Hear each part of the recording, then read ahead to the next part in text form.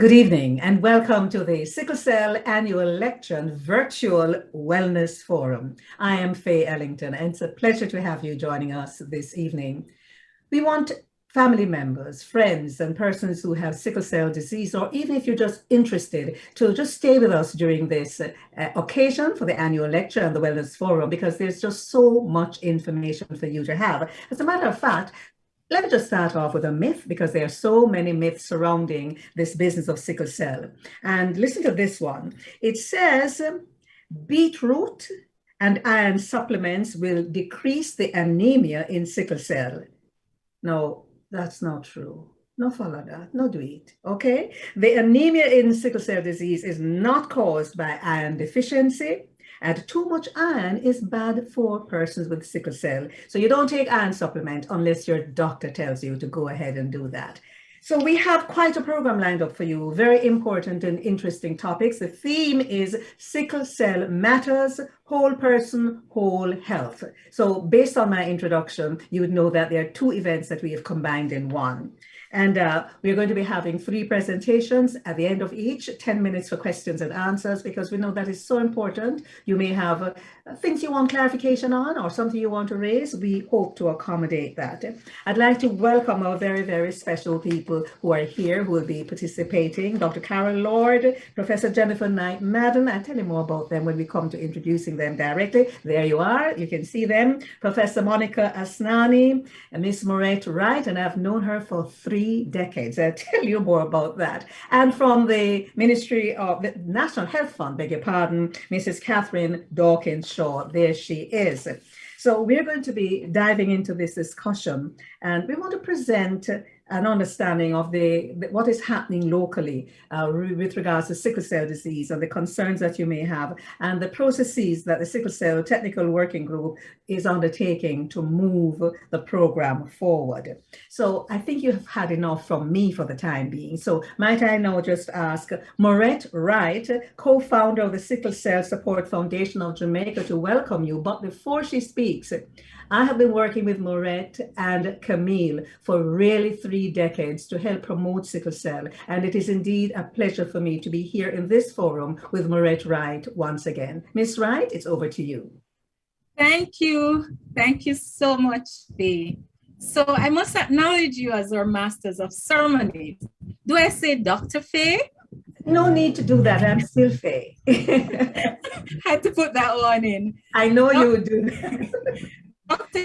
Carol Lord and all directorates and executives of the Ministry of Health and Wellness, executives from our partners, the Sickle Cell Unit of the Caribbean Institute of Health Research at the University of the West Indies, the Sickle Cell Foundation of Jamaica. Our highly effective presenters, Professor Jennifer Knight Madden, co-chair of the Sickle Cell Technical Working Group, Professor Monica Snani, Director of the Sickle Cell Unit, and Mrs. Catherine Dawson-Shaw, Individual Benefits Manager at the NHF. Persons living with sickle cell disease here in Jamaica and overseas, I celebrate you, sickle cell warriors. Ladies and gentlemen, friends, family, members of the media, it's an honor to welcome everyone who has joined this special event as we culminate Sickle Cell Awareness Month. You could be so many other places. Instead, you have decided to spend your time with us this evening. Thank you so much. So on behalf of all our partners, again, the Ministry of Health and Wellness, Sickle Cell Unit, the Sickle Cell Foundation, Jamaica, I greet you well, and I'm extremely happy to have you share this event with us. So the theme for the month, Sickle Cell Matters, and it's also the theme for this event. It speaks volume. It highlights, one, the strategic and intentional approach to the sickle cell program in Jamaica, for which I'm extremely pleased. You'll hear more from Professor Knight Madden. Secondly, the theme speaks to the whole person care for persons living with sickle cell. We hear about whole person, whole health. So this means in addition to addressing the physical health, that's the painful crises, jaundice, leg ulcers, we will give focus to all the elements of health, including emotional, mental, and social well-being, the depression, loneliness, stigmatization, and the social services available to persons living with sickle cell. Prof. Asnani and Mrs. Dawson-Shaw will elaborate some more. So I must say, as co-founder of the Sickle Cell Support Foundation of Jamaica, I fully endorse this theme as it perfectly aligns with our vision, and that is to create an environment where persons living with sickle cell disease can realize their full potential. So I'm delighted with the progress of the work being done through the Sickle Cell Technical Working Group in the Ministry of Health and Wellness. The future looks bright in relation to the care and outcome of sickle cell disease. So we intend to continue spreading the message around sickle cell, a disease which affects our population so much, 1 in every 150 births. Public education is a vital tool to change the attitude towards persons living with sickle cell. We know providing accurate and credible information on all the issues affecting us, the physical issues, the psychological and the social issues, like what we're doing today, will accelerate the change and ultimately improve the lives of persons living with sickle cell. Once we continue spreading the message, people, organizations, and communities will be empowered and equipped to show their support and care in better and more meaningful ways. We know that with proper care and support, many of us living with sickle cell are known to have improved quality of life and reasonable health much of the time. So with that said, we've put together for you a very informative, empowering, and engaging program to change your awareness and create new realities for persons living with sickle cell. Thank you for your time and attention. Over to you, Faye. Thank you very much, Maurette. Right. And another myth, you know, you're looking at Maurette there. Another myth is that you can tell a person who has sickle cell just by looking at them. It's not true. Look at Maurette. You can't tell. You just can't tell. Thank you so very much, and for the work that you've done for 3 decades. It seems as if I met you just about 10 years ago, Maurette, yourself and Camille. And now it gives me great pleasure to introduce Dr. Carol Lord. She's Lord of all things, okay? She's chair of the Sickle Cell Technical Working Group, national coordinator of the Sickle Cell Disease Program, Programs Development Officer, Family Health Unit, Ministry of Health and Wellness right here in Jamaica. Well, I told you she has a big, big basket with a whole pile of provisions in there. So Dr. Carol Lord, might I hand things over to you to bring your remarks? Oh, yes. Thank you very much.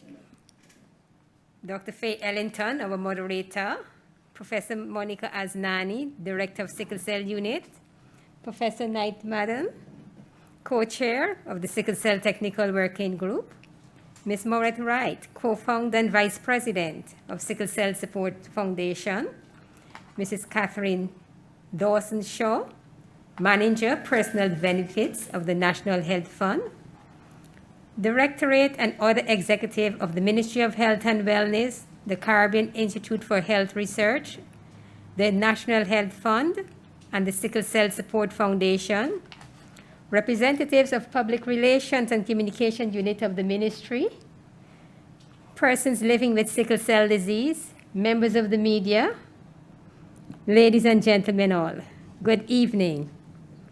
September is World Sickle Cell Awareness Month, a time when we heighten awareness about sickle cell while targeting barriers to care and promoting best practices in managing persons living with sickle cell disease. Today's event is one example of those efforts.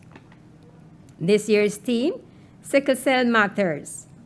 And for this Wellness Forum and annual lecture, Whole Person, Whole Health, and we look at patient-centered care in 2021 and beyond for the annual lecture.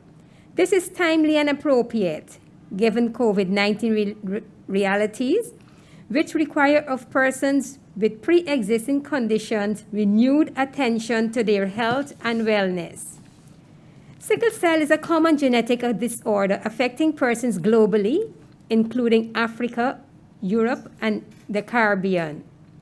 The incidence of sickle cell disease is 4.3 per 1,000 live births in the Caribbean, and that includes Jamaica. And this is compared to 10 per 1,000 live births in Africa, and that's a high, or a low as 0.1 per 1,000 live births in Europe. In short, ladies and gentlemen, sickle cell remains a challenge. The sickle cell is an abnormally shaped red cell which does not carry oxygen to the tissues as normal flexible round blood cells do. The risk of this abnormality is passed on from parents with the sickle cell trait or disease to their children. 19,000 persons in Jamaica are living with sickle cell, and 1 in every 150 persons are born with sickle cell, with 1 in every 10 persons having the sickle cell trait. The highest risk of death occurs in the first 3 years of life. Sickle cell can cause anemia or low blood count, jaundice or yellowing of the eyes and skin, pain in the arms, legs, chest, and joint, distension of the abdomen due to enlargement of the spleen or liver, as well as strokes or cardiovascular accident, cerebrovascular accidents. There is an increased risk of complication during pregnancy and delivery. The national response. As part of the Ministry of Health and Wellness, we work to strengthen effective leadership and governance for sickle cell by collaborating with our external partners, that is the Caribbean Institute of Health Research, Sickle Cell Trust, and the Sickle Cell Support Foundation. We have, among other things, built an institutional framework to enable coordination, implementation, as well as monitoring and evaluation of the sickle cell programs with continuous training of our healthcare workers to offer optimum care to persons living with sickle cell disease. The core of the implementation process is with our sickle cell disease regional and parish coordinators. And to note, all parish have a sickle cell coordinator who hosts monthly meetings to effect proposed strategies and address challenges. The ministry offers screening to all pregnant mothers and newborn babies. The general population is also tested as clinically indicated. In an effort to protect persons living with sickle cell disease from severe infection, the ministry offers 5 doses of pneumococcal vaccine for infants and young children and a further booster dose of Haemophilus influenza type B. The pneumococcal 23 vaccine is also free of cost for all the children and adults and offer protection against pneumonia, meningitis, that is infection around the brain, and sepsis, that is infection in the blood. Everyone, including persons living with sickle cell disease, should practice infection prevention and control measures to reduce the risk of contracting COVID-19. Persons living with sickle cell disease are at high risk of complications should they contract the disease.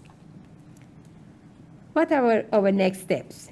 We will share the epidemiology of sickle cell disease in Jamaica and the person-centered approach being embarked on by our collaborative team, this by Prof. Knight Madden.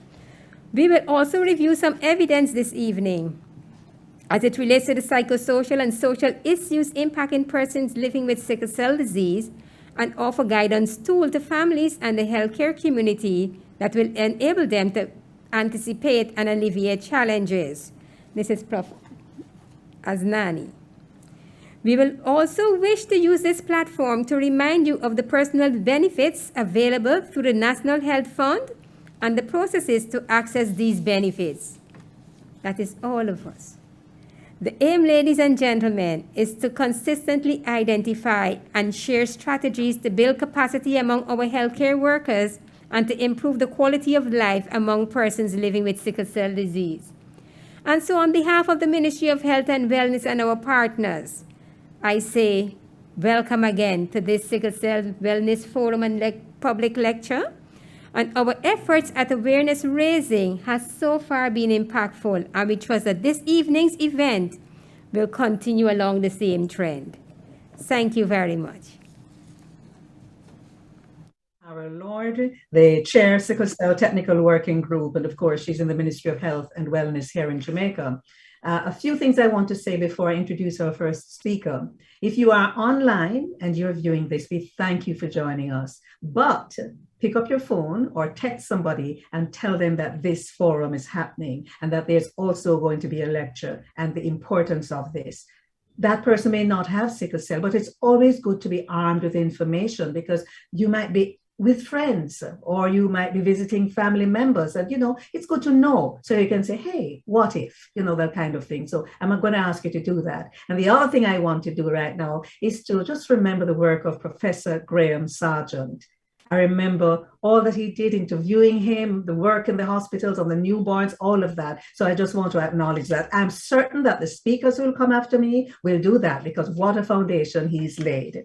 And speaking of those persons who will now make various presentations, Professor Jennifer Knight Madden, co-chair, Sickle Cell Disease Technical Working Group, Professor of Pediatric Pulmonology and Clinical Research, Caribbean Institute for Health Research, University of the West Indies. And while I was reading up on her, when I see pulmonology, I figured, okay, then asthma and those things come in there. Right? I hope I'm onto something. But let me just ask her to speak. Later on in the program, you'll have the other speakers. Now, at the end of her presentation, we will have an opportunity to take some of your questions. So please jot them down as we go along. Professor Jennifer Knight Madden, might I invite you now to take charge of the virtual space and talk to us on Sickle Cell Matters, Person-Centered Care in 2021 and beyond. Thank you very much, and good evening to everybody. Good evening, moderator, Dr. Faye Ellington. Good evening to all the collaborators as listed, all protocols observed by Dr. Lord. And good evening to all of you who are joining us out there. Thank you so much. It's a real pleasure to be able to give this annual public lecture in this National Sickle Cell Awareness Month. Sickle cell does matter. And Jamaica, as usual, is out front in terms of sickle cell research and sickle cell disease care. So what am I going to go through with you this evening? I'll start with a very brief introduction to sickle cell disease and just a bit about the epidemiology of sickle cell disease in Jamaica. And then I'm going to lay, layer by layer, the context of what is in place, which allows us to now have that person-centered care. This is something that is not common. Even in developed countries, people struggle to find this type of care. And because we have listened and we know how important it is for people to have a medical home, we have made this a real priority. So we look at the global setting, the regional setting, the national setting, and then we'll get down to the regional health authority, the very institution, and how it will impact on the individual. So, what is sickle cell disease? Well, perhaps if we had named it, we would have called it banana cell disease. It really is just the shape of the cell. It looks like a sickle. And that's because the pigment or hemoglobin inside is different. It is hemoglobin S, which is inherited. And this hemoglobin sticks together, clumps up, and so instead of the nice round donut shape, the cell can assume a sickle shape. They clump together, they block blood vessels, and generally they cause mischief. Now, it's a genetic disease. You cannot catch it. It's amazing that a change of one single part of a gene can cause such an amazing difference. Because what? It affects the blood. And where does the blood go? Everywhere. So both parents have to carry an abnormal gene. And one of these genes must be an S. So that if both parents, as we see in this illustration, I don't think you can see my pointer, but if both parents carry a trait or one normal A gene and an S gene, then what will happen is each time they have a baby, that baby has a 1 in 4 chance, as you can see in the all red there, of having no sickle cell trait disease, nothing, just normal AA. They have a 2 out of 4 chance in having a sickle cell trait just like the parents.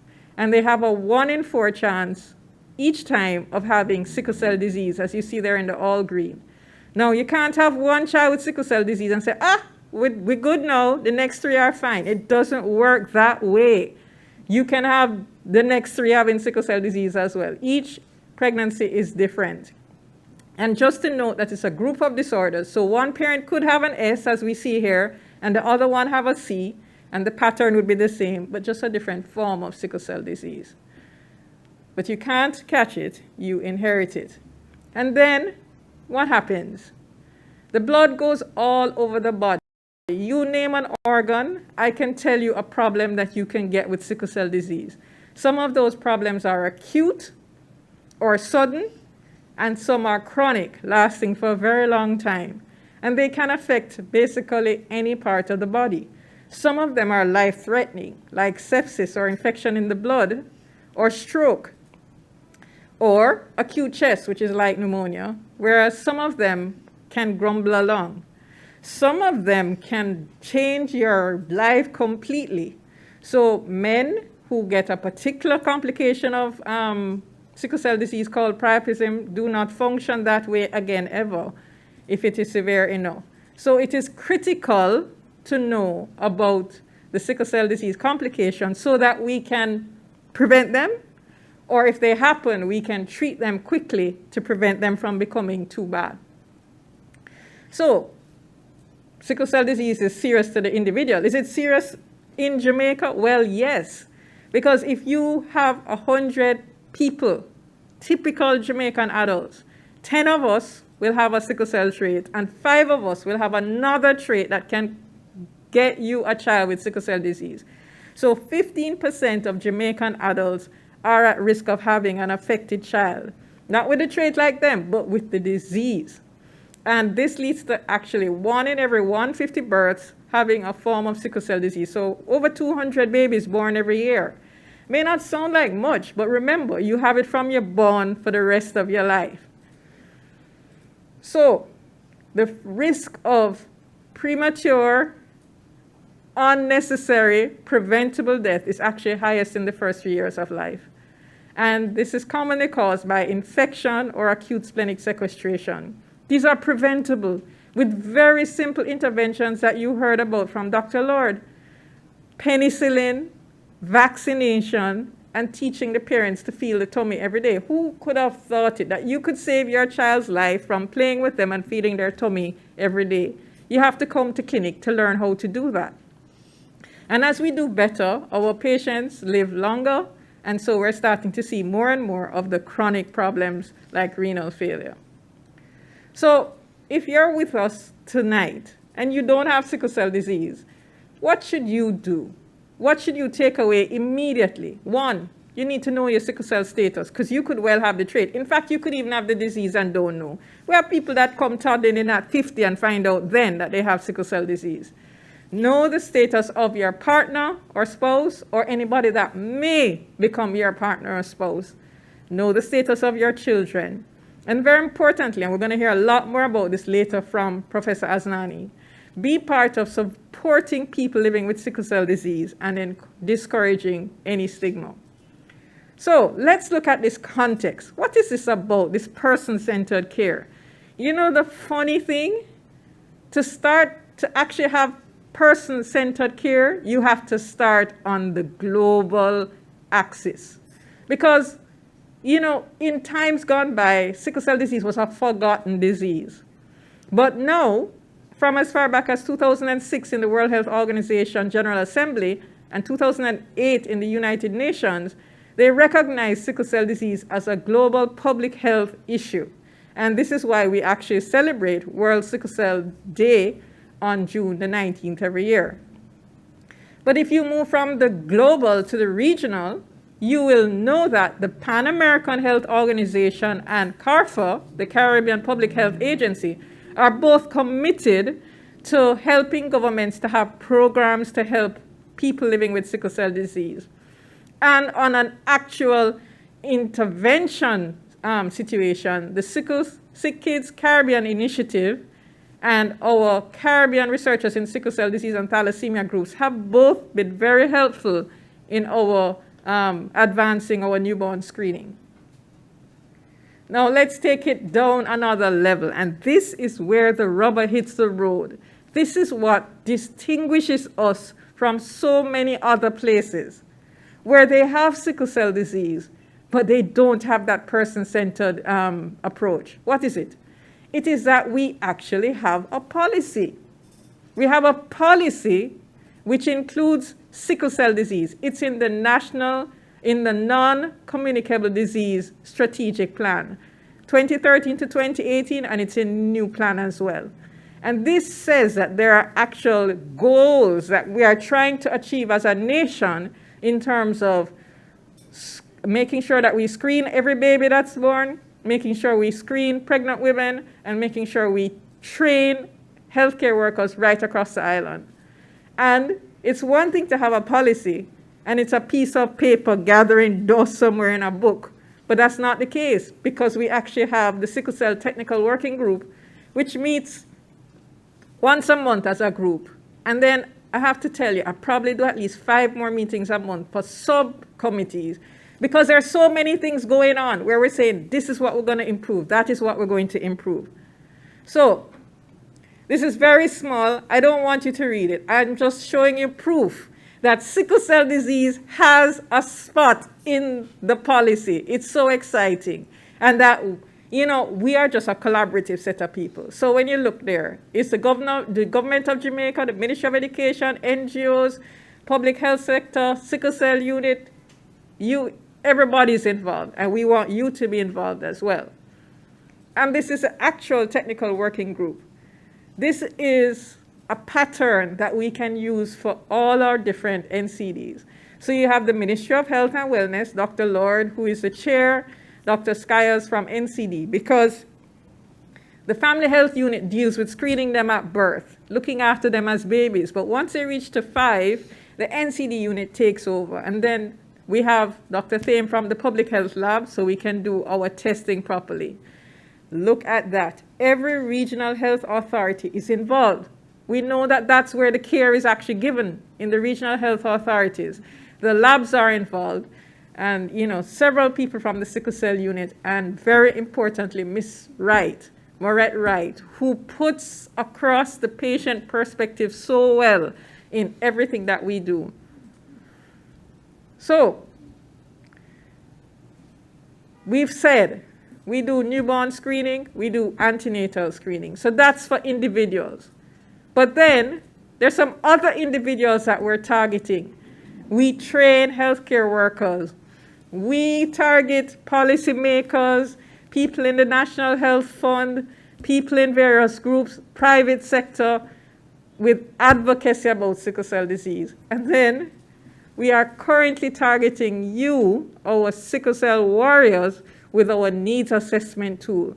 So if you go to Sickle Cell Unit JA, our Instagram page, you can actually give your own opinion as to what you need for your care here in Jamaica. So that's targeting individuals. Then on a national level, we're doing public awareness. We're here tonight. We're doing research. We're making sure that there's quality assurance in the labs, and we're actually mapping out where all the different doctors and nurses who can look after sickle cell are located, so we can send you to the right place near to where you are.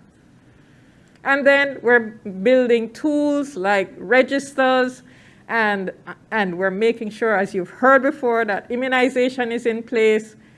And very soon, when you go to that clinic or you go to that hospital, there will be an encounter form that is specific to sickle cell disease to ensure that whichever doctor you meet is asking you the right questions and understands what it means to look after somebody with sickle cell disease. So this is where we're going. And why is this so important? You know, this to the right is work from Professor Sargent and Dr. King, who's our head of clinical services now. And I cannot, I mean, you know, when they say that a picture speaks for so many words. So that is a survival analysis. It starts at the top at 1, and every time a baby dies, it goes down. So what you actually want is for the line to go straight across. Now that first line at the bottom, that is the original cohort that Prof. Sargent was doing. And you can see that by the time they were 5 years old, about 1 in every 5 children had died. And by the time that we looked at it again, about 10, 12 years ago, that's the line at the top. You can see that by the time they're 5, it's like 1 to 2% or less that are dying. So if you look at that graphic to the left, at the top we have Jamaica then, 1 in 5 dying. In the middle we have Jamaica now, where the line is actually thicker than it should be. It should be actually narrower than that. But what is the comparison? Africa today, if you're born with sickle cell disease in Africa today, your chances of making it to 5 are less than 50%. And by giving vaccines and teaching parents splenic palpation and giving penicillin, we have made such a difference. And this is why we have to screen. And this is why when you get that call that says, come in, let us test your baby again to be sure, do not wait. Do not be afraid. Because when you bring your baby in, they can get life-saving therapy for free. The vaccines that Dr. Lord is telling you about, what she didn't tell you is if you go to a private person to get those vaccines, you're looking at $12,000 a pop. So 4 of them adds up. But the government gives you for free. So where we are now is that if you are born in Jamaica with sickle cell disease, you are actually diagnosed at birth and you start care in a comprehensive care setting. Your chances of making it to 5 are no different from if you did not have sickle cell disease. That is amazing in a country that is not full of resources. And it's because of collaboration. So, even from the beginning, when we had to buy a new machine, look at all of those collaborators. Brazil, PAHO, our regional collaborators, Sigma, Sagicor, we got money from the walk. Everybody putting together to collaborate. But when you actually take the sample, now this is very busy, I don't want you to read anything on it. What I want to show you is that there are so many steps. Because taking a blood test from a baby is only the start of screening. You have to do that screen, confirm the test, and then get them into care. It's not the test that saves a life, it's the care. And who gets them there? Midwife, obstetrician, medical technologist, driver, community health aide, administrator, sickle cell disease coordinator. Every member of the healthcare fraternity is important to the care of people with sickle cell disease. So we're training. And can you believe that this graph that you're seeing here is training just in the last year, right? Since January. So what you're seeing for the last 12 months, what you're seeing is that we've put things on to a website that any healthcare worker can access about sickle cell disease. We've done webinars with sometimes 300 people about demystifying sickle cell treatment. And sometimes we target particular healthcare workers like health educators, community health aides, policymakers in CARFA. We've done Project ECHO, where we have interaction with doctors and nurses. Just recently we talked about hydroxyurea, which can prevent strokes. So We also train medical students, residents, and so on. But importantly, when we train healthcare workers, we give them resources that allows them to go back to their regional health authority and train more people there. So the idea is, because we are interested in the individual getting care, we have to train everybody. This is our public awareness rota or list just for June. Just for June. So you can see that in terms of the medium, some were in print medium in the dark gray, social media in the darker gray, television in the pink, and radio in the blue. And look at who the speakers were. The Ministry of Health in blue, care in yellow, patients in red, and even a sponsor. So again, the only way we can get where we want to go is if everybody comes on board and collaborates. So, we have tools that we use to tell the truth on social media, and this is where we want to get.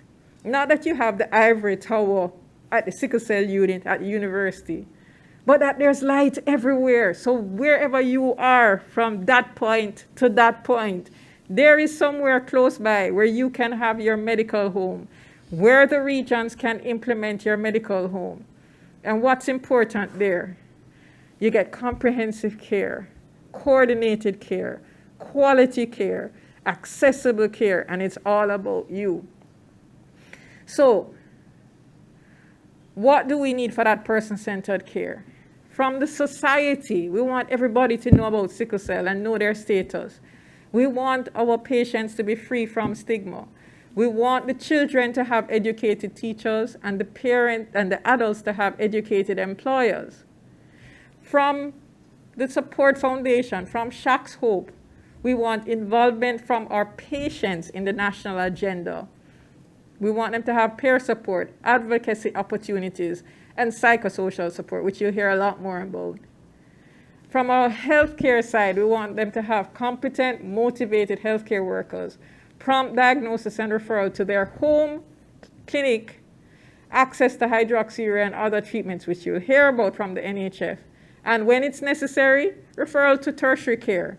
And of course, as a researcher, research is key because it improves the care that's available. It's amazing. I want to tell you, I started at the sickle cell unit about 24 years ago, and there's so much more available now than there was then because of research.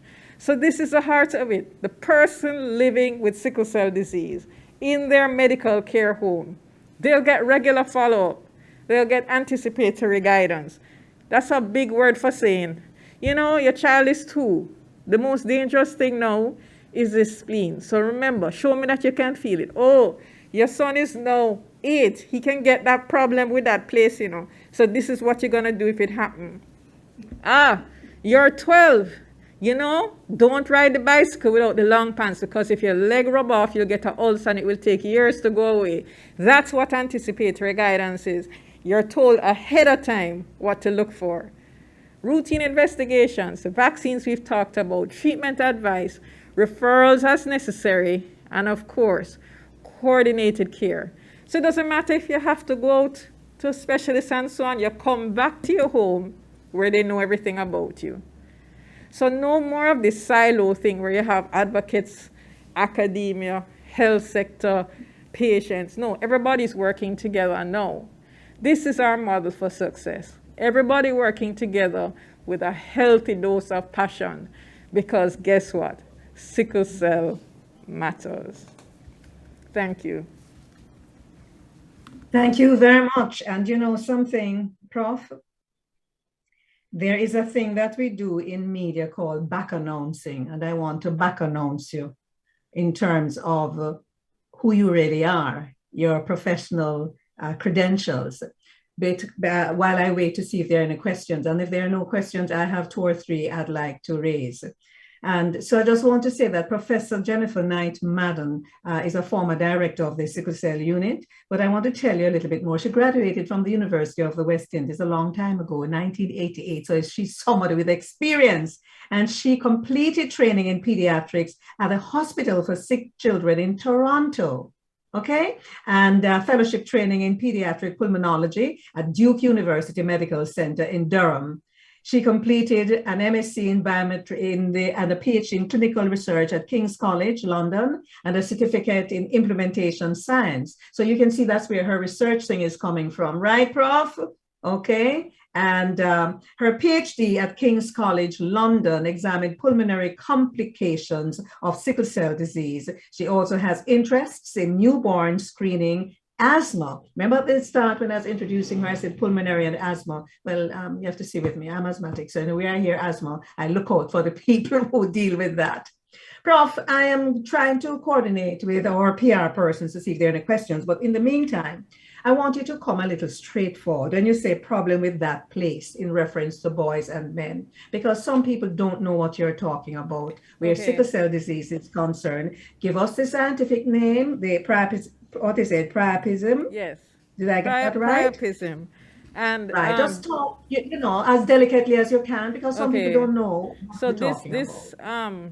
This is purposeless, it's prolonged, and it's painful erection. And this happens because of sickle cell disease. And so, you know, there are medications that sometimes cause this complication that are used for other purposes. And you will hear advertisements that say, if this thing is prolonged, go to the hospital, right? Well, that is the situation with sickle cell disease, but it just happens of itself. And it's because, remember, we talked about how those sickle cells can block blood vessels and stop flow. So the blood gets stuck there. But here's the problem. You know, you might not realize it, but that's a very delicate area. It is very delicate. And if it remains like that for a long period of time, when it goes down, it never, ever, ever goes up again. End of that story. So if that happens to your son, no grandchildren. If that happens to your husband, it's sad. So, but guess what? Again, we have to educate with anticipatory guidance. So what we say is, if this happens, you take a warm shower. Please don't ice it. Okay? You take a warm shower, a little gentle exercise, take pain medication, because remember, it's painful, and drink a lot of fluid to see if we can get things moving again.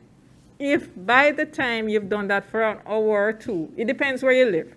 If you live in Mona, you can stay home for 3 hours because it will take you 15 minutes to get to the hospital.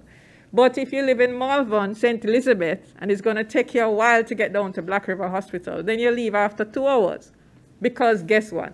By the time 3 to 4 hours comes, you must be looking eye to eye with a doctor who's going to sort this out for you so that you don't have a permanent disability. So this is something for parents to be aware of. Yes, because it can start the young. School nurse, the school nurse to be aware of. You see where I go with it? Absolutely. Prof? You know, actually, I, along with somebody you may have heard of, Mrs. Esther Tyson, and yes. one of our dearly departed nurses who actually died of with her sickle cell disease and dengue, but that's another story. We wrote a paper on how can school nurses and teachers help children with sickle cell disease. There are many, many ways. It's very important. It's critical.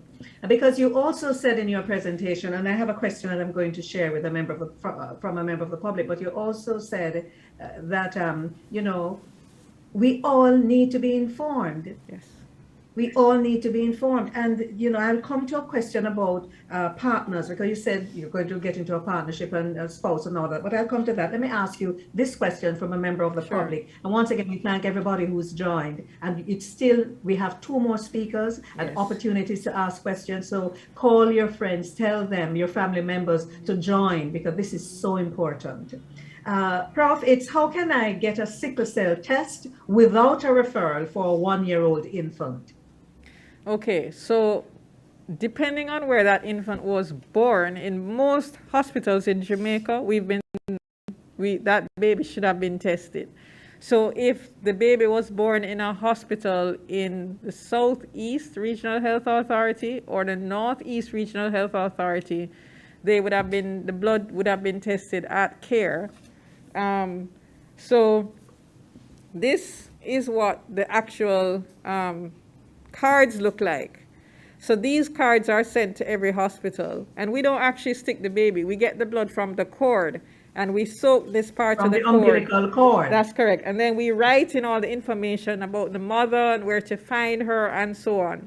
Sometimes what happens is like, you know, you're delivering a lot of babies and time is going, and maybe a number is left out or something, and we can't actually find back that baby. But we would have tested, we're now testing well over 90%. And this is in all public, all private. And that's in all your public Oh, hospitals. so What about they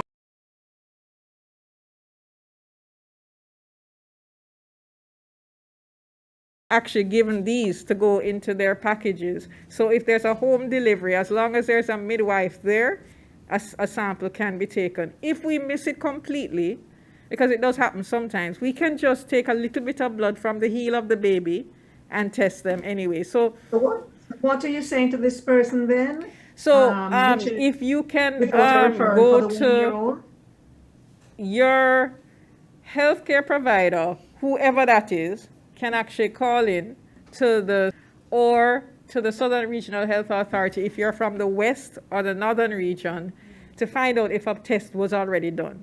Because if a test was already done, the result is not going to change, and if the baby is AA, why stick them again? If we cannot find a result, then you can go to any health center, hospital, private lab, and say, please test my baby for sickle cell disease. That is fine. And 1 year old, very important because they're still at risk of those sudden causes of death. You know that spleen thing? That spleen thing is sneaking. Your baby can be running around fine today and dead tomorrow. But whereas that used to be the commonest cause of death in babies that age, when I started, now we don't see it anymore because every day the mothers feel the tummy. Yes. We have 2 more questions, and I'm assuming that this one, is it safe for me to have a child at age 37? I hope this person, I don't know, I would have wanted to hear if they have sickle cell disease. Okay, sickle cell disease. Sure. But let me throw that to you if I know you can handle it. Yeah, sure. So we talk with our patients about having babies because you know what? It's a human drive to have children, and many people will want to do that. But they have to be aware that the chances of having a serious outcome, even death, may be as much as 7 times more than in a woman who doesn't have sickle cell disease. And there can also be problems with the baby as well, being too small and so on, because the placenta is not as healthy. So at 37, there are some other problems that we talk about in terms of, you know, abnormalities of the baby and so on. Having sickle cell disease does not protect you from those other things. But having sickle cell disease and having a baby at that age will add additional risk. A lot of our 37-year-olds actually may have some renal impairment. So you would actually have to come to, I would suggest, if you're in our area, come to the sickle cell unit and talk that through very carefully before you decide to do that. And of course, have your partner tested. Right. And the person who asked the question, yes, says she does have sickle cell. The partner tested thing, usually people are thinking it's when you're 25 and so on. But what if you are a mature person of 50 and 60? There are no considerations for having children on the woman's part or on the man's part. Are there any concerns with regard to sickle cell? Because you said in your lecture that they can be 50 and don't know. Well, we have had the odd person who went for gallbladder surgery and the gallstones were black instead of white. Now, they usually are more white, but when the pigment from the red cell makes the gallstones very dark. And when you see that, you say, wait, but this person has sickle cell disease. So, as I said, there are several types of sickle cell disease, and some of them are milder than others. And so if you have a mild form, you might have some pain or this or that, but, you know, we've had patients who the main thing was their eyes. They had different difficulty with their vision, and it turns out they had a very mild form of sickle cell disease. So you should make sure that you check. It doesn't matter what age it is. Everybody should And my know. dog is agreeing with me. I'm so sorry about that. The last question for you before we go on to our other presentation, because that one should start at 7:25. This says, oh, somebody says that doctor, they have seen doctors recommend using ice for the priapism. And they want to know if it's outdated. We actually recommend not using ice because ice tends to make the vessels constrict further. So Right. A warm shower, hydration, lots to drink, some pain medication, walk around, and then head to the hospital. Right. Two quick ones. Yeah, I'll give you 2 minutes to answer before I bring in our next speaker. How does one follow up on the results done on their newborn? The local clinic didn't get any results. This is an infant born to a parent with sickle cell trait. Okay, so it's still a work in progress, so sometimes we're a little bit delayed, but we will send out the results and ask that their health center does let them know the results. Certainly, if your child has sickle cell disease, we'll make every effort to find that baby and get them into care. If the child has AA or just a trait, it may take longer to get that result. But if you're particularly concerned, especially as you have the trait and maybe your partner does as well, the clinic can specifically call and say, Jane Doe had a baby at Spanish Town Hospital on the 1st of January 2020, and we want that result, and we will certainly provide it. Last question for Prof. Thank you so much. This is just, I love the questions coming in, and you're just dealing with them so efficiently. Now, I was going to ask this question before, but it has come in. Is it safe for persons with sickle cell disease to take the COVID vaccine? Yes, it is. We actually have done a couple of webinars or calls with the Sickle Cell Support Foundation on that topic. The sickle cell, I'm trying to be quick, but the sickle cell unit has been doing a lot of telehealth because we've been shielding our patients from having to take public transport and so on. And we've been encouraging them to strictly observe the distancing, hand sanitizing, wearing a mask. But yes, we were so happy when the vaccine became available for those less than 55 or 60. And we encourage our patients to take the vaccine. And in terms of which vaccine, whichever is the first one available. Of course, if you're a child from 12 up, then you would have to take the Pfizer. But for the adults, whichever one you can get, go ahead and take it. Prof, thank you so much. Professor Jennifer Knight Madden, thank you for your very insightful presentation. And it has generated so many questions, as you see. And I know the other two speakers will generate their own questions as well. Thank you so very much. We are moving now to this topic that we will be looking at is sickle cell disease, overcoming the psychosocial challenges. And I want to introduce at this time, I'm going to introduce a person, not backgrounds. Professor Monica Asnani is a professor of family medicine and epidemiology and the director of the Sickle Cell Unit at the Caribbean Institute for Health Research at the University of the West Indies, right here in Jamaica. She's a graduate of the University of the West Indies and has over 18 years experience of working with sickle cell disease. Now, her passion is to do all that is possible to improve the quality of life that persons living with sickle cell disease enjoy. So, Professor, might I ask you now to prepare yourself for your presentation, Sickle Cell Disease, Overcoming the Psychosocial Challenges, Professor Monica Asnani, Director of the Sickle Cell Unit. Evening, everyone. It's great to be here. I have to take off my mask to speak. I'm having a little difficulty in here. It's a bit closed. Dr. Ellington, it's great to be with you again today. We had a little brata 2 weeks ago. Yes. And it's good to be with everyone, Dr. Lord, Professor Knight Madden, the team here, Ms. Watkins, and listening to what Prof has spoken about is really heartening.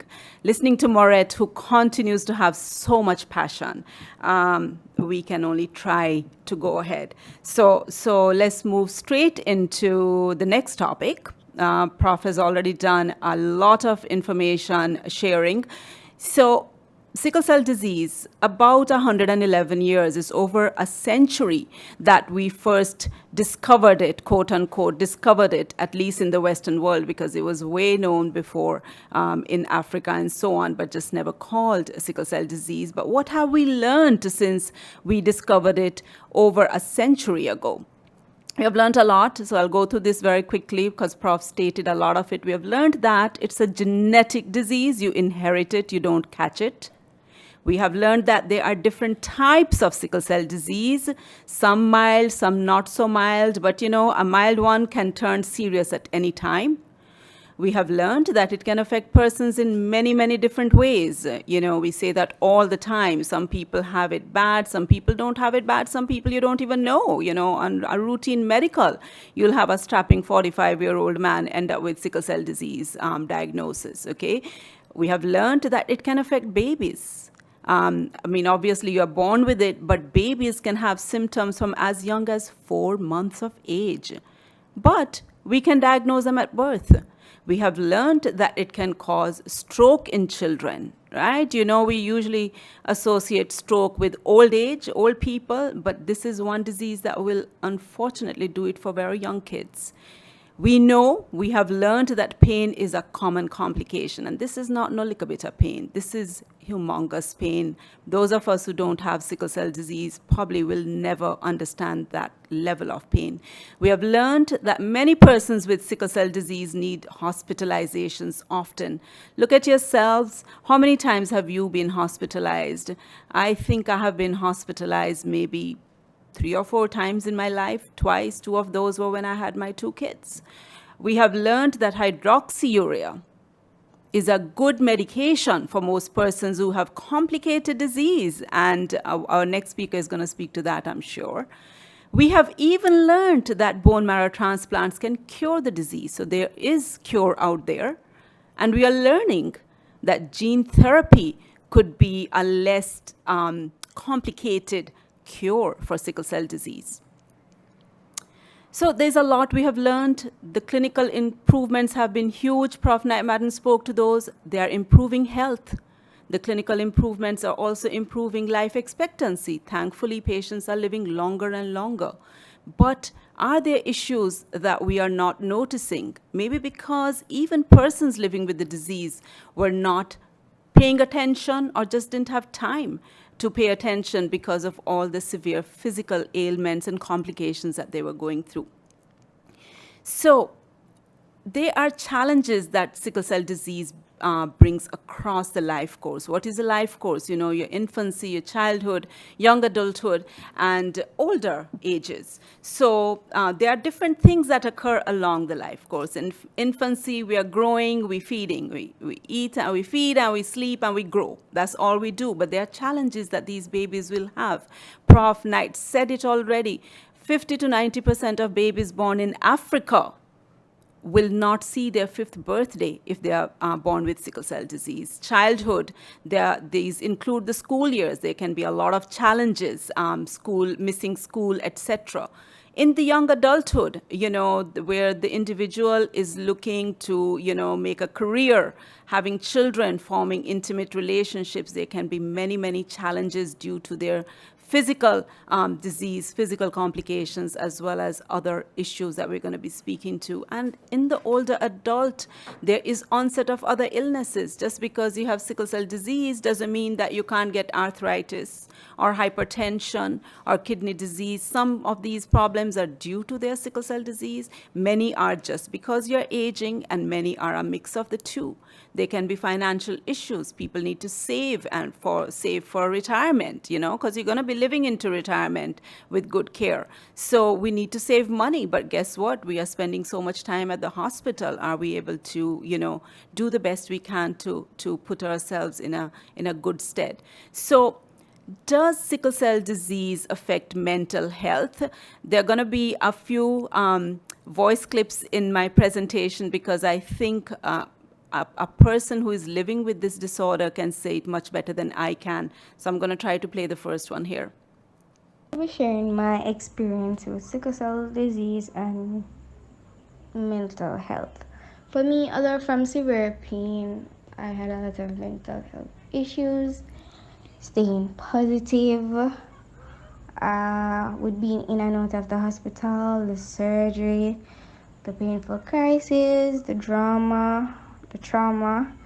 Yeah, it took a turn on my mental health. Not only that, they were discouraging people, saying that I'm too sickly to achieve my hopes and dreams of being a doctor.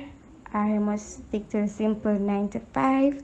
Maybe if I'm lucky enough to even get a 9 to 5, and no one would want a sickle because we would have called in too often sick at work, and it took a lot to stay positive, and I know it can be overwhelming sometimes because trust me, I've been there.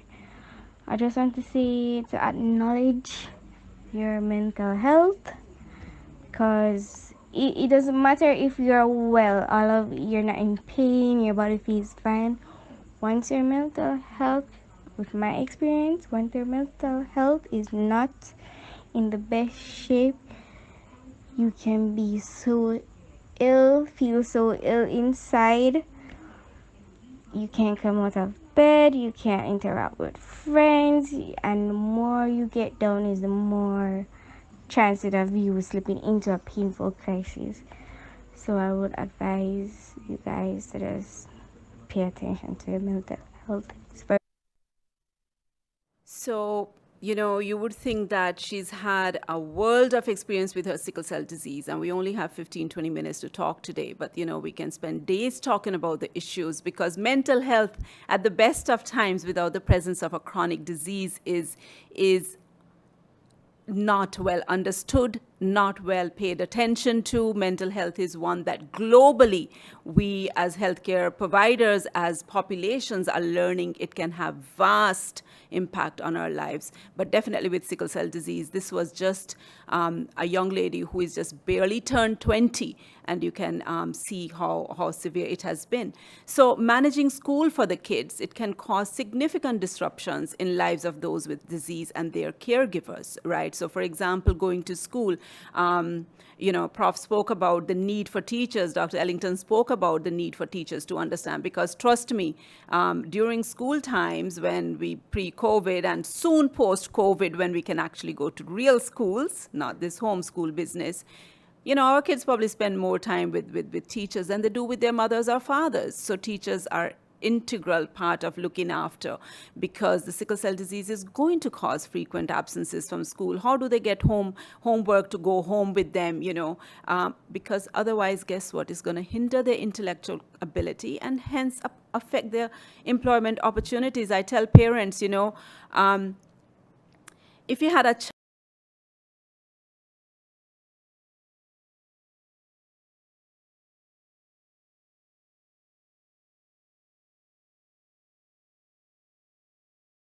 suffer complications of health, and healthcare can be expensive, no matter how well our health systems try to support healthcare. So a person who needs more money has less opportunity to earn. So we need to look out for this. So look at what it can do to school. Listen to this. Next thing I would like to address is school. I recently graduated high school, and it was very ahead of my class, because I will be fine, making good grades, staying ahead, and all of a sudden I have to take a week or two out of school because I'm in the hospital. And when I found out when I was doing my 6E exam, I had to be in and out of the hospital in between exams. So if I had an exam on Wednesday, I had to be at the hospital Monday and Tuesday.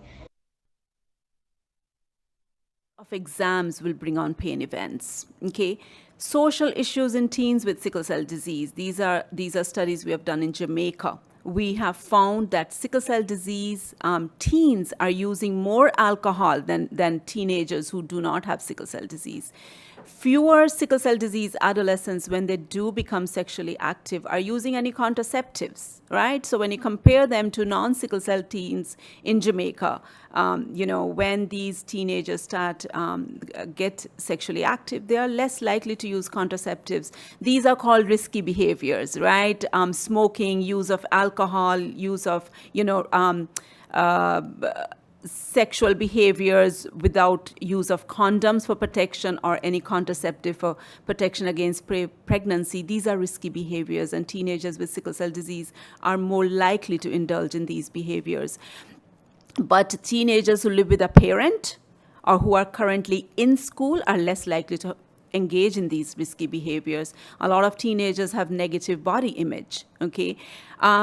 A lot of your patients, youngsters, adults, young adults, older adults speak very much to these issues. Social isolation, loneliness, no matter how big a family they live in, no matter when they go, they go to an office with a lot of people, co-workers, there's still a sense of loneliness because they feel different. Okay, and it's difficult for others to understand what an individual with sickle cell disease might be experiencing. A lot of them complain of a loss of control of self. There's this feeling of helplessness, okay, and they feel they don't have control over themselves because guess what? The disease and its complications can be very unpredictable. You go to work today, quite fine, reach work at 9 o'clock, just like you have been doing for the last month. And by 10 o'clock, you're in severe pain and have to be carried to the hospital. You never imagined this would happen the morning when you were getting ready for work. Significant experiences of stigma. I mean, we can spend a whole hour on stigma or a whole day, and maybe we will just have a talk on stigma one of these days because this is huge. It is a huge problem. We can't even begin to understand. And why do we have this stigma? I mean, these babies, these children were born with it. They had no part to play in being born with it, but yet there are significant experiences of stigma. Those who have more severe disease are going to have higher poverty. We spoke about some of the reasons why that might be happening. There's much higher levels of depression, anxiety in people who are living with sickle cell disease compared to those who don't have sickle cell disease. Over and over, our studies are showing that girls, young women, adult females are experiencing poorer quality of life, even compared to their male counterparts. But those who have higher levels of education, who have better knowledge of the disease, tend to enjoy better quality of life. Look at these. I've just put up a few figures here. Depression, almost a third of your patients with sickle cell disease have depression, clinical depression, or at risk of having clinical depression. Again, worse in girls. Suicide attempts. 1 in 8 youngsters, because this is a study in adolescents, have attempted suicide, and it is worse in girls as compared to boys, significantly worse. Those who are not employed are much more likely to be depressed. Those who have more frequent painful crises or visit a healthcare facility more frequently are more likely to be depressed. And those who have leg ulcers, Prof spoke about leg ulcers, and those kids who have had stroke, more likely to be depressed. So look out for depression. I cannot finish a talk on sickle cell disease and the psychosocial impact without talking about pain. Pain is the hallmark of this disease. It is severe, it is intense, and just managing pain can take over the whole life of a sickle cell patient. Pain can start as young as 4 months of age in babies with sickle cell disease, but definitely these severe acute pain events tend to worsen in youngsters, in teenagers going into young adulthood especially. Managing pain, how do you avoid triggers? Managing pain, which can be very unpredictable and is unimaginable. I've heard women with sickle cell disease who have given natural birth to babies say, labor pain doesn't hold a candle to sickle cell pain, okay? And we think labor pain is the worst pain ever. Managing pain, it is so misunderstood by healthcare professionals, by friends, even by family members. It can be misunderstood. It's another story altogether. And a person living with sickle cell disease has to navigate all of that, as well as navigating this health system where they can have many, many challenges. You're going to listen to this last voice clip. Going to the hospital was the most traumatic thing ever. I would try my best to avoid the hospital at any cost, even when the whole medications are not working. Our sickle cell clinic can only do so much for us. For me, you have the days that you just need to be admitted. You just need to go to the hospital. But I would try to avoid that at all costs. I'm going to stop the clip there. You hear the issues right there, right? She wasn't prompted with anything. She was just speaking.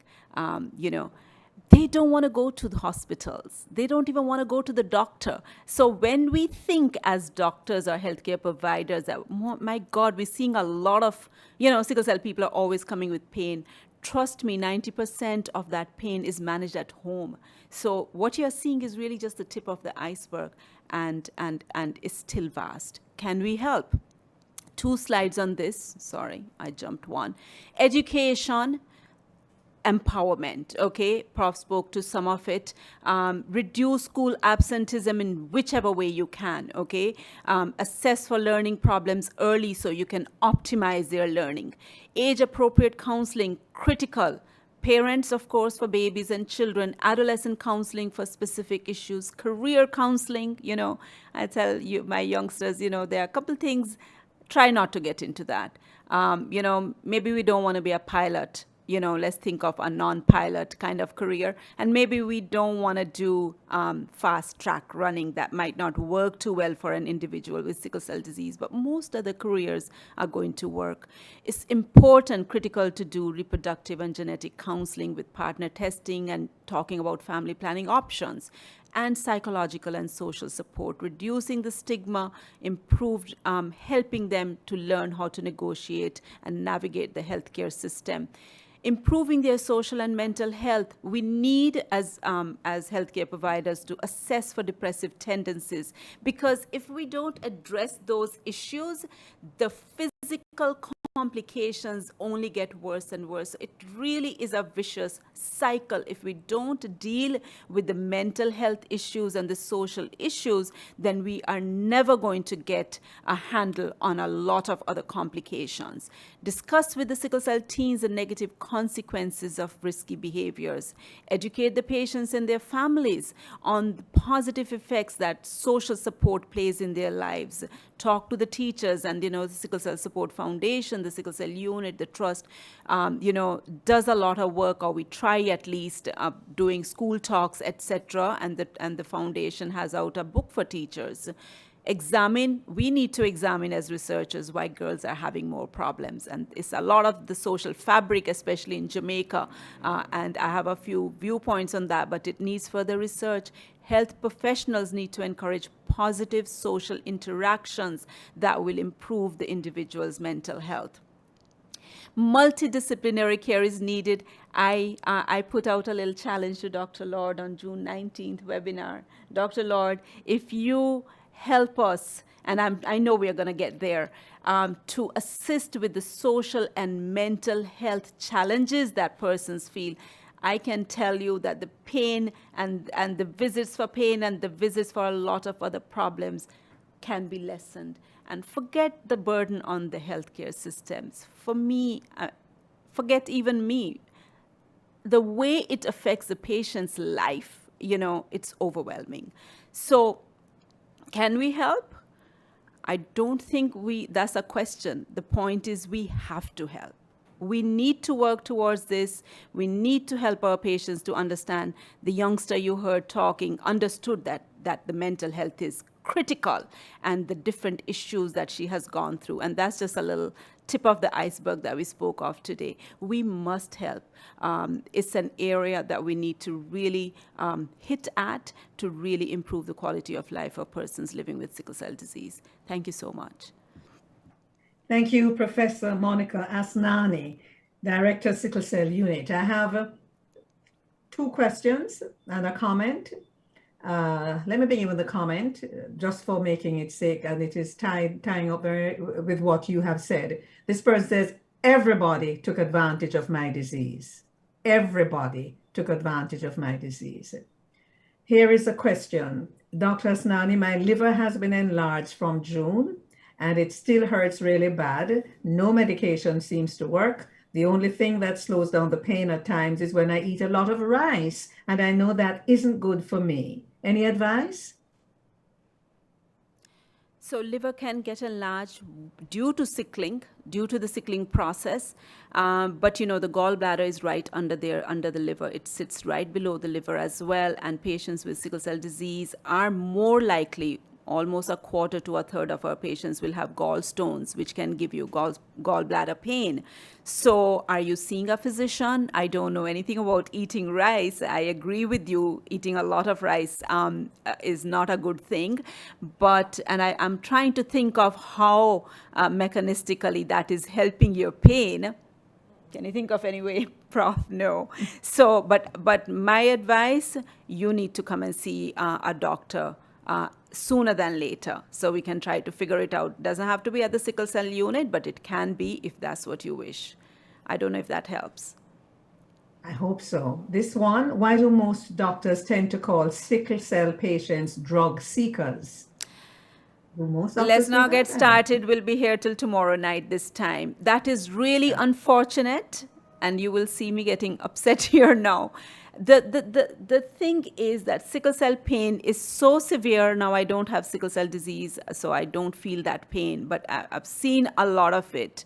And my belief, and all of our belief, all of those of us who work directly with sickle cell patients, is that you need very strong medications called opioids to really give you some rest from that pain. Now, opioids, stuff like morphine and what was pethidine, these are drugs that we usually think of, you know, in terminal cancer care and so on, okay? But sickle cell, even children will require those level of medications sometimes. The thing is that because these drugs can also give you a high, you know, yes, because the question has a second part that says, if we have to take DDAs, are there things that could limit our addiction to drugs? I'm scared of all the stigma. Yeah, so it is unfortunate because, you know, they can give you a high. And so a lot of even family members and healthcare professionals will feel that, you know what, this person is not really having pain. They're just coming because they want the high from the drug. And that's why they are called as drug seekers. That is not the case. They are there because their pain is so severe. And the next thing is that a lot of sickle cell people, persons with sickle cell disease, because they have grown up with this pain, they can sit there looking as comfortable as you and I are looking, Dr. Ellington. And a lot of healthcare providers may say, but wait, he's looking quite fine, so why is he telling me that he's having severe pain? My call out is, we don't have a thermometer that can measure pain. The only thing that can tell me how much pain a person is having is for that person to tell me how much pain I'm having. So I need to believe that person. I need to manage it the way I am taught to manage it. So it is a very unfortunate label, and it is not a fair label at all. Let me thank you very much, but I'll share this comment, not a question, with you. This person was saying, and I think in relation to the young lady who was speaking, that is so true, where a negative mindset actually can cause a painful crisis. Absolutely. Thank you so very much for, again, Thank a wonderful presentation, lots of information, great help that you've shared with us. And I see you're donning your mask once again. Well, we're up to the final presentation, and I think we're managing our time very well, actually. And let me not back announce this person, but properly announce our next speaker. And we are done. And remember, thanks again for joining. And if you have questions or comments, just keep them coming. We will try to manage them as best we can. Mrs. Catherine Dawson Shaw, Manager, Individual Benefits and Research at the National Health Fund, that's the NHF. Mrs. Shaw is a registered pharmacist with genuine concern to see patients achieve optimal health outcomes. She has several years of experience in both public and private sector. And Mrs. Catherine Shaw is going to be talking now about the NHF benefits. So you need to know this if you have sickle cell disease or if you know somebody with it. NHF benefits providing sickle cell care support. So Mrs. Shaw, it's right over in your hands. Thank you so much, Dr. Ellington, Dr. Lord, Professors Knight, Madden, and Asnani, Miss Wright, all our listeners and viewers. It's such a pleasure for us to be here with you this evening talking about sickle cell. It is, of course, one of the 17 chronic illnesses that the National Health Fund covers. So we just want to take you a little bit through the NHF, tell you a little bit about that as we share, as we share what exactly it is that we do and how we can help with sickle cell.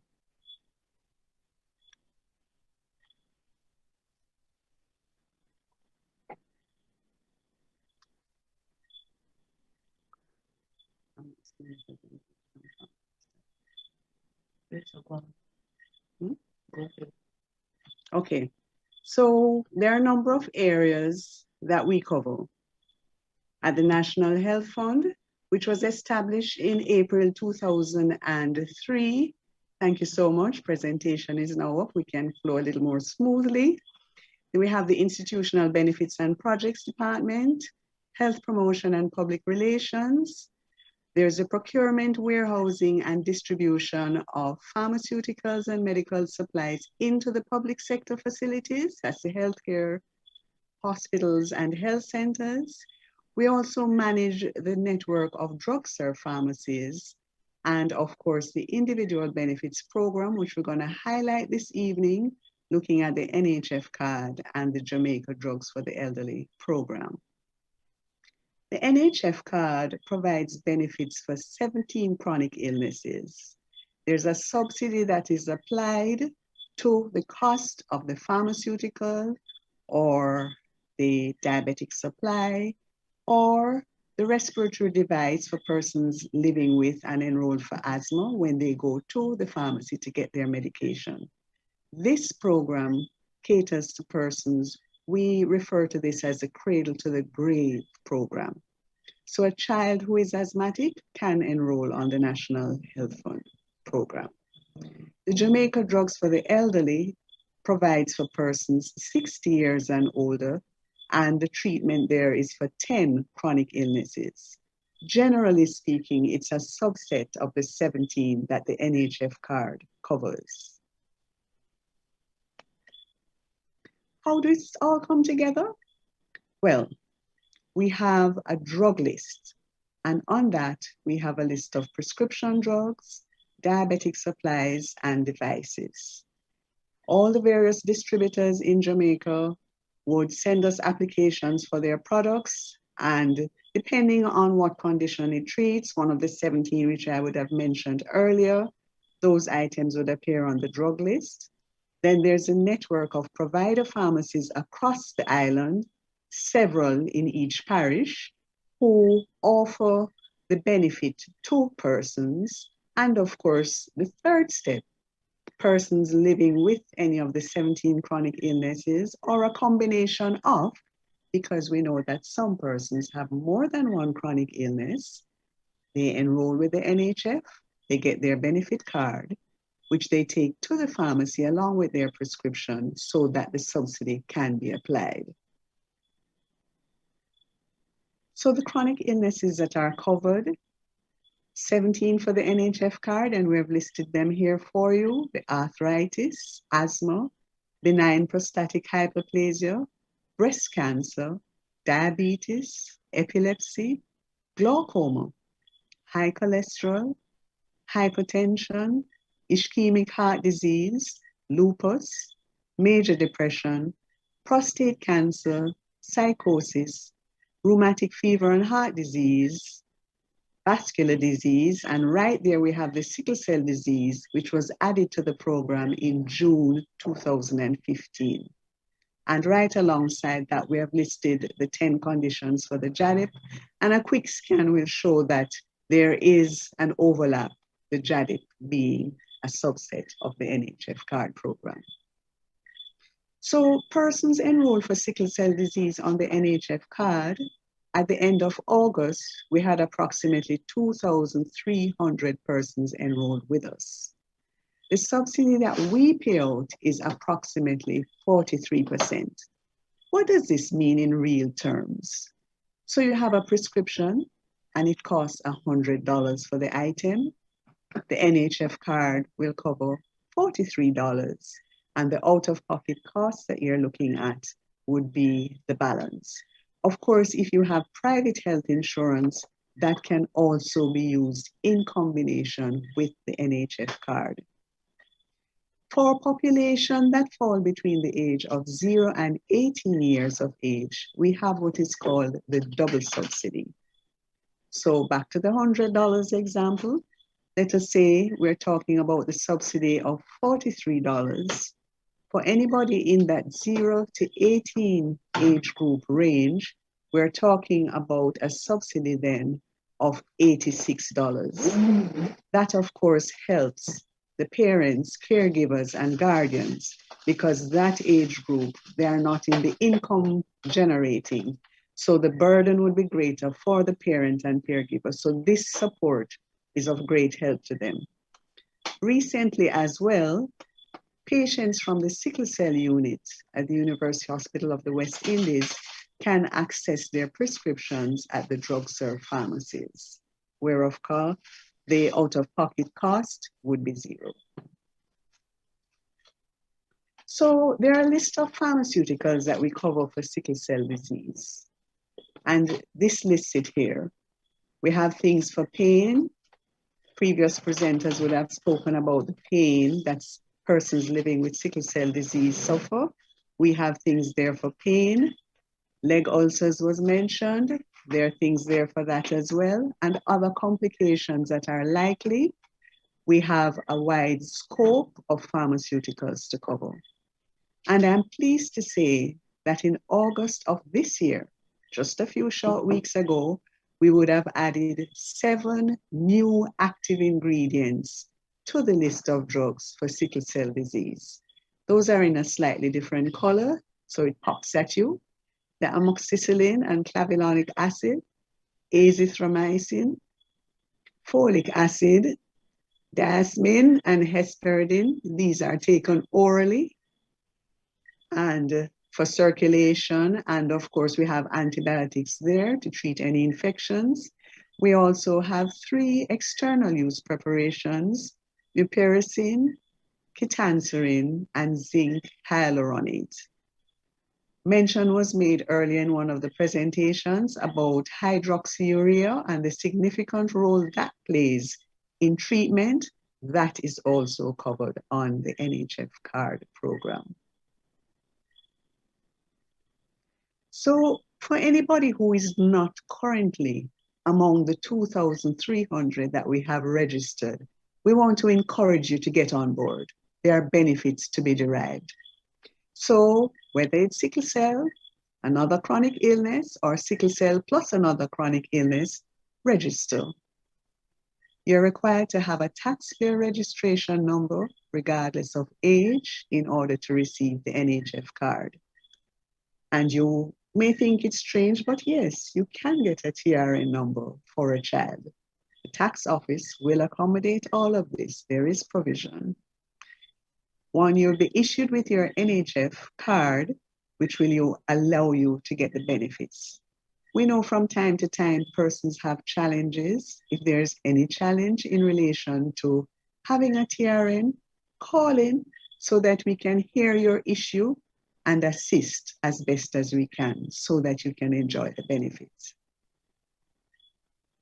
So there's an application form.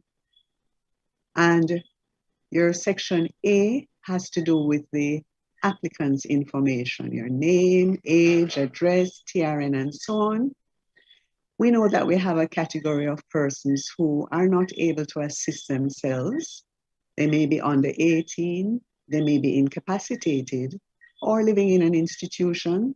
So Section B is completed by the guardian or somebody in one of those institutions. Section C is completed by the physician, indicating the condition or conditions that the individual has. Of course, this is certified by the physician with the inclusion of their Medical Council of Jamaica registration number and signature. And of course, the application is submitted. Great news! Within 15 minutes, you can have your NHF card. So you have left the doctor's office with a prescription and you're wondering if you can afford this. Application in hand, you get your card, and then you take the prescription and card to the pharmacy right away, immediate savings. Where can you have this benefit? Same-day card service is in various locations across the island. We have it at the head office, Dominica Drive, the drug serve at Union Square, the health centers in Greater Portmore, Santa Cruz, Hagley Park, and Linstead, and of course our hospitals, Cornwall Regional, Kingston Public, St. Anne's Bay, Mandeville Regional, Maypen, Princess Margaret, Black River, Port Antonio and Port Maria, Percy Jr., Noel Holmes, Falmouth, Savannah Lamar, Spanish Town, and Lionel Town. Any parish you're in, we have a reach there for you. Of course, you're going to get the service as we would have spoken about accessing the pharmacies that will accept the NHF card are all over the island. The NHF providers are in red. The Jamaica Drugs for the Elderly program, those providers are in yellow, and you will see that we are all over the island, making access easily available to our population. So just to give you an idea about the sequence of payment. So let's say you're over 60 and you have a number of chronic illnesses, some on the NHF, maybe a couple of them on the JADIP card, and you go to the pharmacy with your prescription and your card. If anything is applicable, the JADIP benefit will be adjudicated first, meaning it will be processed first. So if there's any benefit you can get as an over 60 person, that goes first. Then we move on to the NHF card benefit. If there's anything there, that goes through second. If you have private health insurance, that goes through third. And then whatever is left, the patient or their bearer caregiver will make the co-payment out of pocket to the provider pharmacy. So we have it all together. And of course, in September of last year, we started the one card. So if you're over 60, you don't have to remember to walk with the JADIP card and the NHF card. Just take your NHF card and you're good to go. If you have a JADIP card and you have not yet enrolled for NHF, we encourage you to do that as well, so that you can get all the benefits that are possible. Of course, you need to get in touch with us from time to time. So our business hours, Monday to Thursday, 7 to 4:30, on a Friday, 7 to 3:30. We have a call center, and that's open Monday to Friday, 7 to 7. Whether the beneficiary, the caregiver, the provider pharmacy, the physician, we're there to answer your calls and to assist. Sources of information, the website.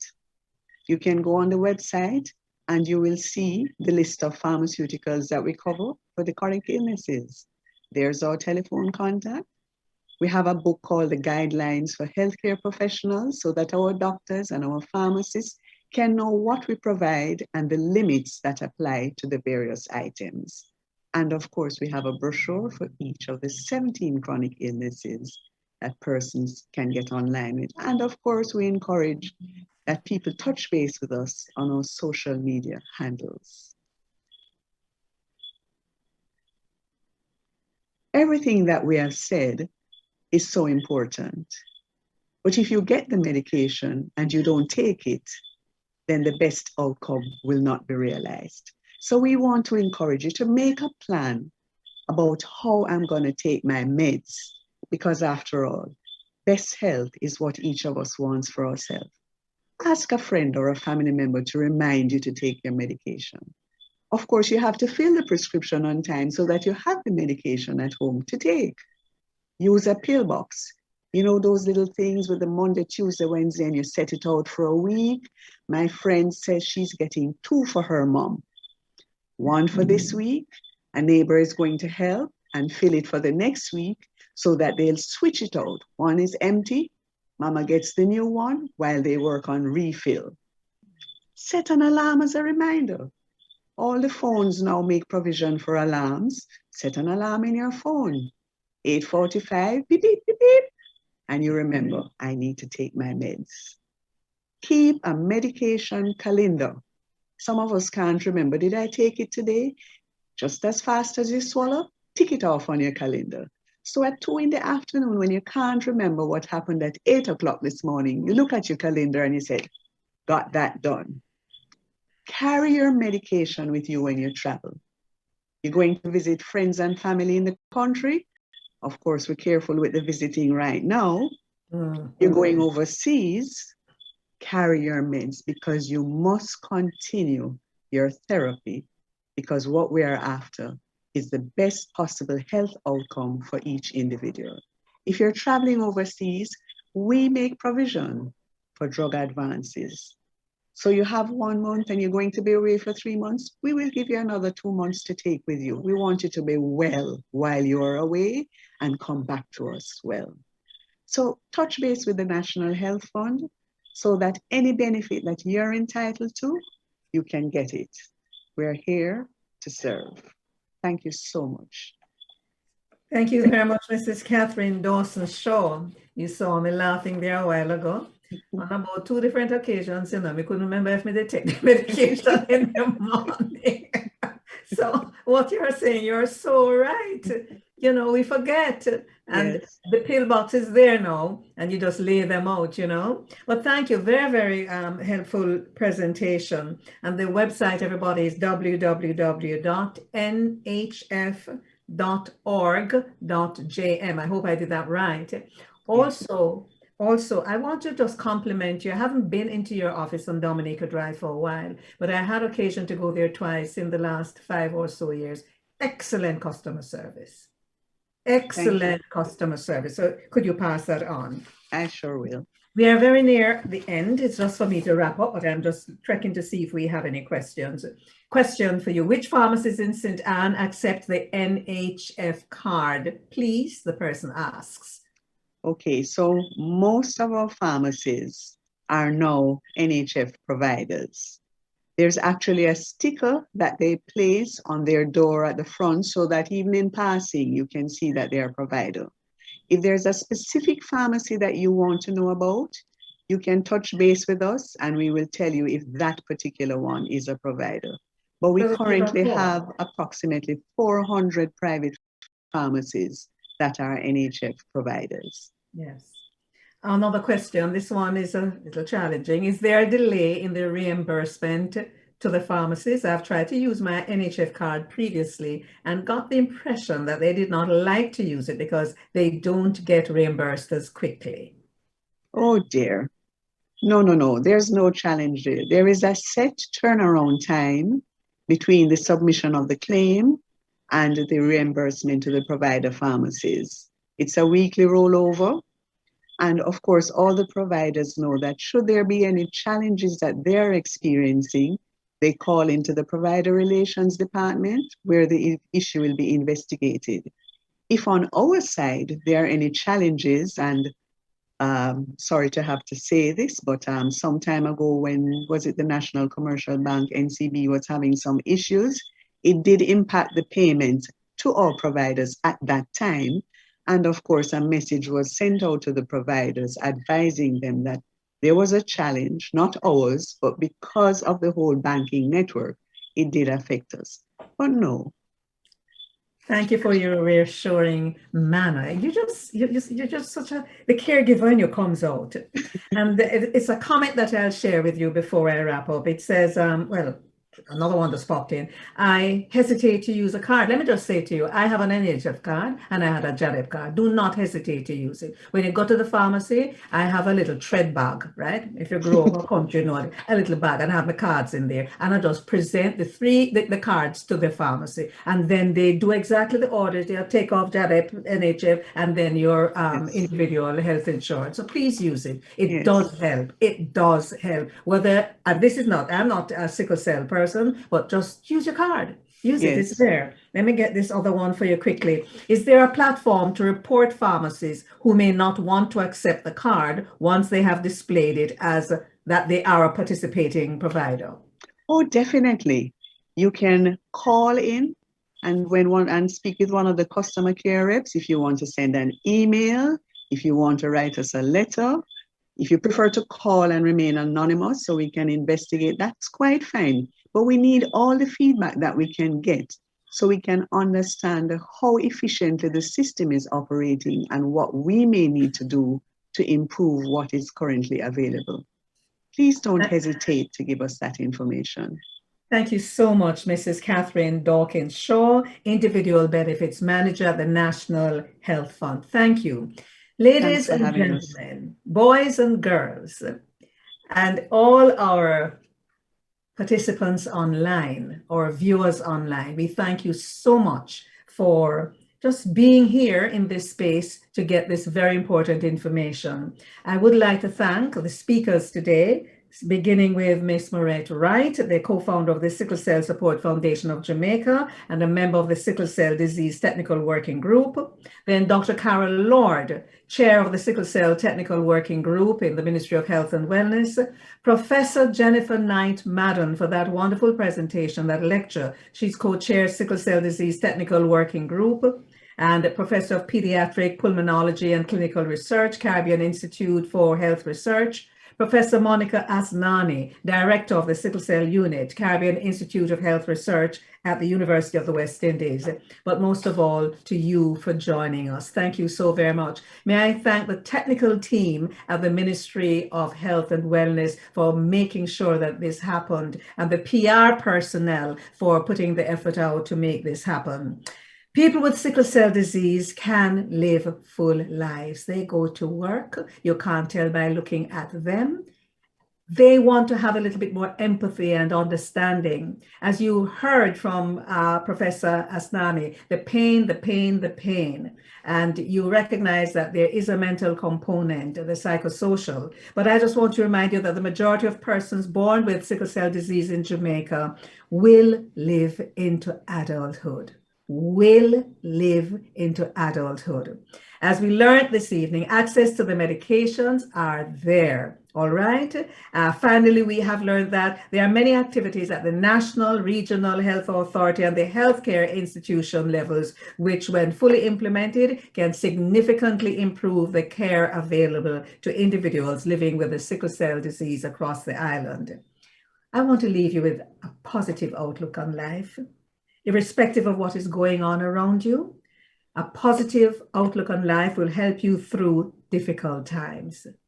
So sickle cell warriors, I'm calling, put on the armor, keep your head up, live with purpose, set goals. Don't allow sickle cell to limit your potential. And to that young lady whose voice we heard, thank you for sharing. Thank you for being so open. Remember, everyone, both family members, friends, teachers, school nurses, community people, no matter with a stigma, it now go help. Show care and love, I beg you. Remember, with consistency and endurance, you can conquer sickle cell warriors. And we, those of us who do not have sickle cell, we can make a difference by being caring and understanding. I'm Faye Ellington. Do remember to continue to be safe, continue to do what you need to do. If you've not yet got your vaccination, I beg you just get the vaccination. No? Me get it, I mean, no harm growth on my head. And my mother at 93 get it and no harm growth of your head either. So thanks again to everyone. Walk good and tell them other one how to do.